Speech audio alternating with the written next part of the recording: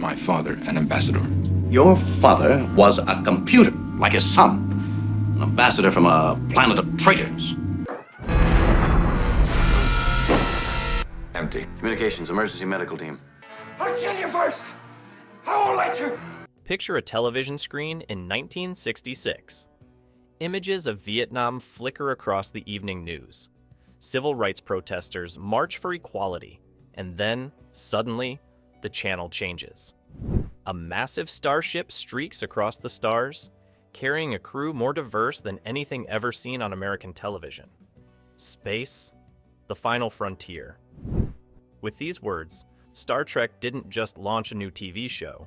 It launched a cultural revolution that would shape the next half-century of science fiction and social progress. The year was 1966. While Americans dreamed of reaching the moon, while Cold War tensions simmered, and while the country grappled with profound social change, Gene Roddenberry dared to show us what lay beyond all of that. A future where humanity didn't just survive its challenges, but transcended them. In an era when science fiction meant rubber-suited monsters and ray-gun shootouts, Star Trek offered something radical: hope. NBC took an unprecedented gamble on Roddenberry's vision, allocating $190,000 per episode, a staggering sum that would be stretched to its limits by the show's ambitious scope. But this wasn't just another space adventure show. Through the lens of science fiction, Star Trek tackled issues that other shows couldn't touch: racism, war, human rights, and the very nature of existence itself. When network censors objected to controversial topics, Roddenberry and his team simply dressed their social commentary in the trappings of science fiction.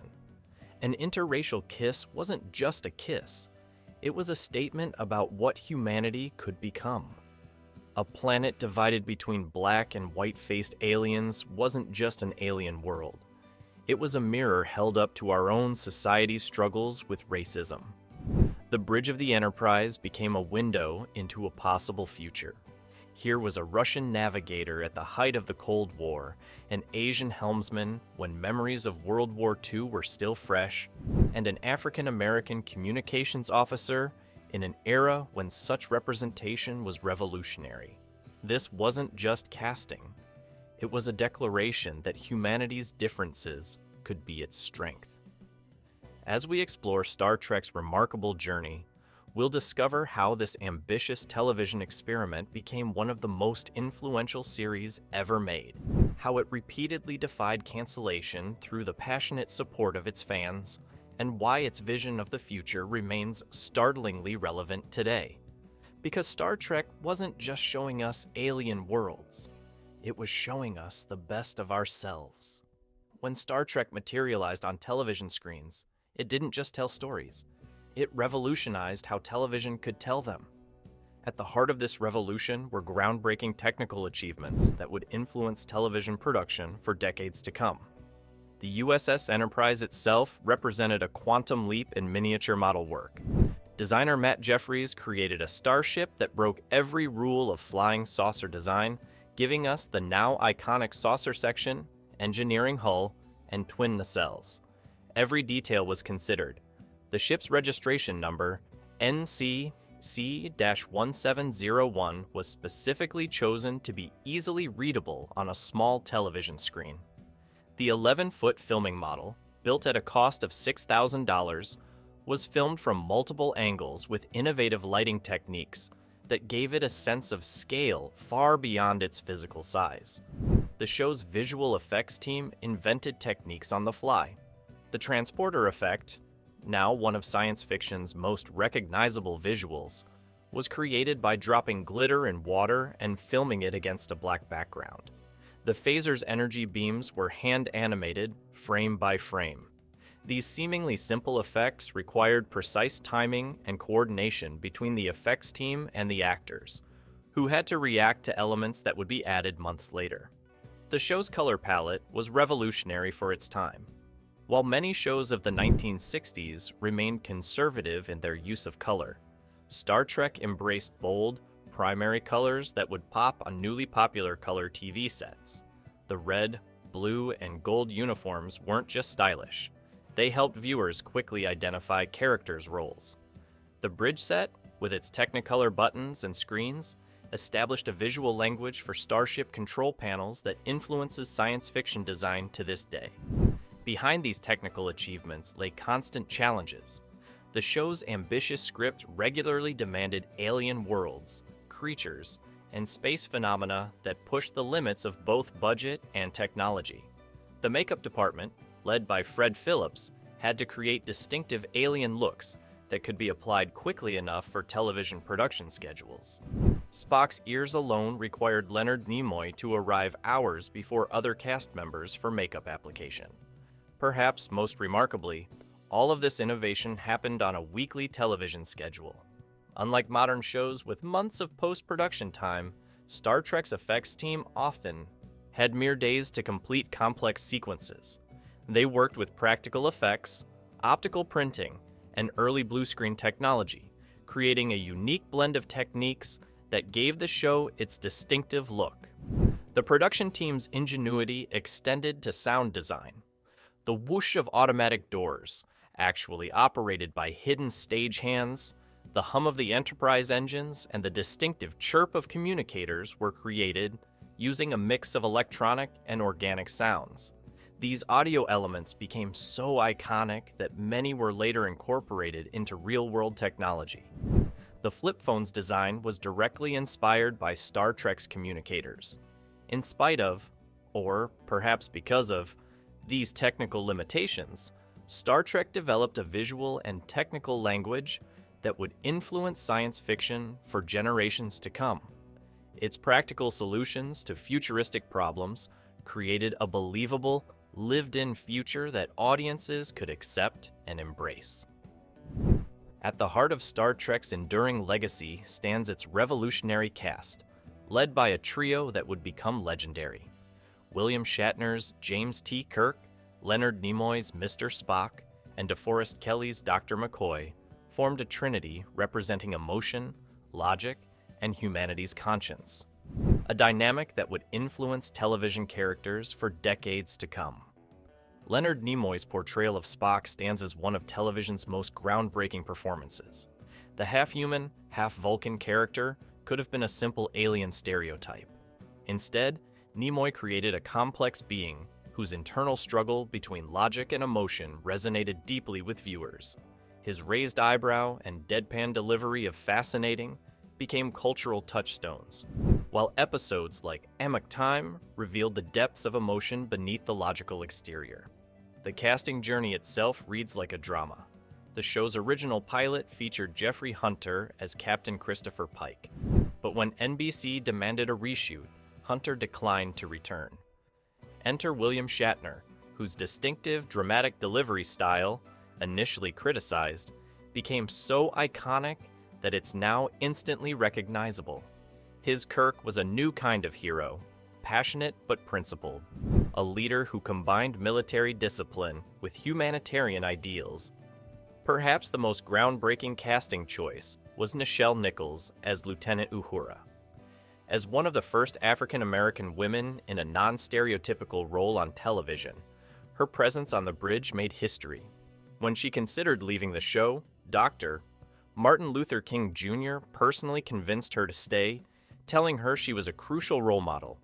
Her kiss with Kirk in Plato's Stepchildren broke television's interracial kiss barrier, despite network concerns. The show's most powerful episodes showcase this exceptional cast. City on the Edge of Forever remains a masterpiece of television drama, with Kirk forced to choose between love and history. Balance of Terror introduced the Romulans in a tense submarine-style thriller that allowed Mark Lenard, as the Romulan commander, to match wits with Shatner in a classic confrontation.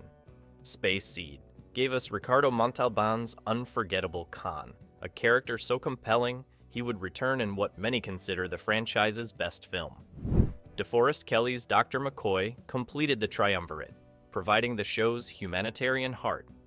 His constant debates with Spock, "I'm a doctor, not a," became more than running gags. They embodied the show's exploration of how humanity could retain its compassion while embracing technological progress. The chemistry between these performers elevated even weaker scripts. Their interactions felt genuine, their friendships real, their conflicts meaningful. This wasn't just a crew, it was a family, and audiences felt part of it. As George Takei's Sulu and Walter Koenig's Chekhov rounded out the bridge crew, they created an ensemble that truly reflected Roddenberry's vision of a united humanity. When Star Trek premiered in September 1966, critics and audiences weren't quite sure what to make of it. Initial reviews were mixed, with some dismissing it as juvenile science fiction, while others recognized its groundbreaking potential. The show struggled in the ratings, consistently losing to shows like Gomer Pyle, USMC. NBC moved it from time slot to time slot, ultimately relegating it to the infamous death slot of Friday nights at 10 p.m. What happened next would change television history. When NBC threatened cancellation after the second season, fans organized what became the first major television Save Our Show campaign. Thousands of letters poured into NBC's offices, many from college students and scientists, a demographic advertisers coveted. The network relented, renewing the show for a third season, though with a reduced budget that affected production quality. But it was in syndication that Star Trek truly found its audience. Running daily and after-school time slots throughout the 1970s, the show attracted a new generation of viewers.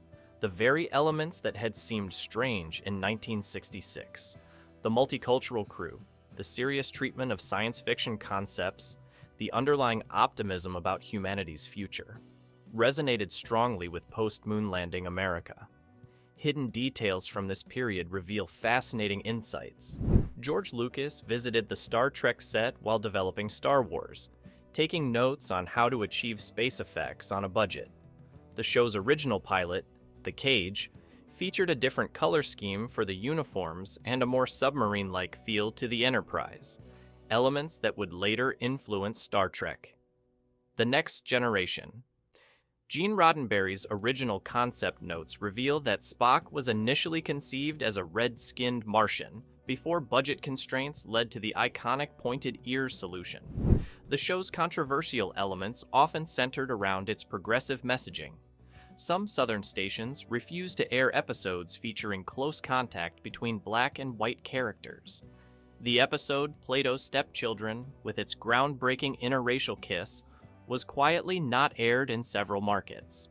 Yet these very controversies helped cement the show's reputation for pushing social boundaries. Perhaps most remarkably, the show's reputation grew stronger as science caught up with its fiction.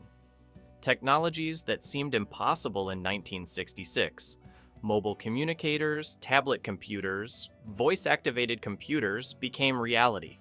NASA engineers repeatedly cited Star Trek as their inspiration, with many saying they entered scientific fields because of the show. This evolution from struggling network show to cultural touchstone represents a unique phenomenon in television history. Star Trek didn't just survive. It created a new model for how television shows could live on and grow beyond their original run, paving the way for modern fan cultures and demonstrating the long-term value of science fiction television. Star Trek's influence extends far beyond entertainment, reaching into technology, social progress, and humanity's vision of its own future. More than half a century after its debut, its impact continues to ripple through our culture in ways both obvious and subtle. The show's technological predictions have become reality with almost uncanny accuracy. When Nichelle Nichols visited NASA in the 1970s, she discovered that the communications console she operated as Uhura had become the template for actual space mission control stations. Modern smartphones are essentially Star Trek communicators with extra features. Medical tricorders inspired real handheld diagnostic devices, while tablets like the iPad closely resemble the show's PADD devices. Scientists working on teleportation at the quantum level directly cite Star Trek as their inspiration, but perhaps more significant is Star Trek's influence on representation in media. The show created a template for diverse, inclusive casting that modern shows still strive to match. Shows like The Orville, For All Mankind, and even Black Mirror follow Star Trek's model of using science fiction to explore contemporary social issues. The current wave of Star Trek series, from Discovery to Strange New Worlds, continues this tradition while updating it for modern audiences. Star Trek's optimistic vision of humanity's future has become increasingly relevant in our troubled times. While much of modern science fiction trends toward dystopia, Star Trek's depiction of a united Earth that overcame war, poverty, and discrimination offers a desperately needed counter-narrative.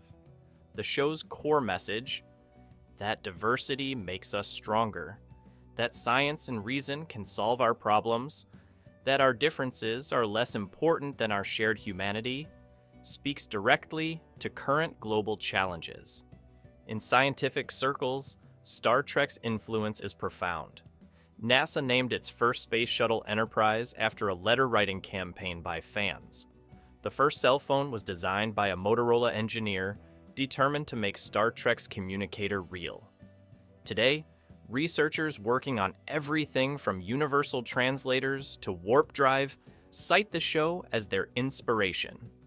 When scientists announced the discovery of a planet orbiting 2 suns, they immediately dubbed it Tatooine. But the concept first appeared in Star Trek's The Paradise Syndrome. Perhaps most remarkably, Star Trek has shaped how we imagine our future.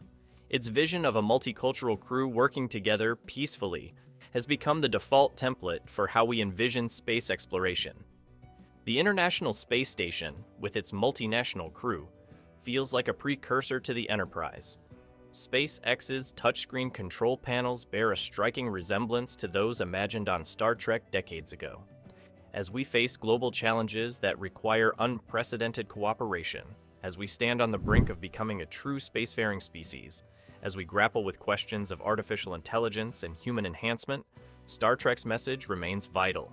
It reminds us that our future isn't written, that our differences can be our strength, and that the final frontier isn't just space, it's our own potential. Because ultimately, Star Trek's most enduring legacy isn't its prescient technology or its groundbreaking representation. It's hope. Hope that we can solve our problems, that we can overcome our divisions, that we can become better than we are. In a world that often seems to be tearing itself apart, that message isn't just entertainment, it's essential. If you've enjoyed this journey through one of television's most influential series, don't forget to hit that subscribe button. There are still so many stories to explore from the Star Trek universe, from the groundbreaking special effects of the motion picture to the philosophical depths of Deep Space Nine.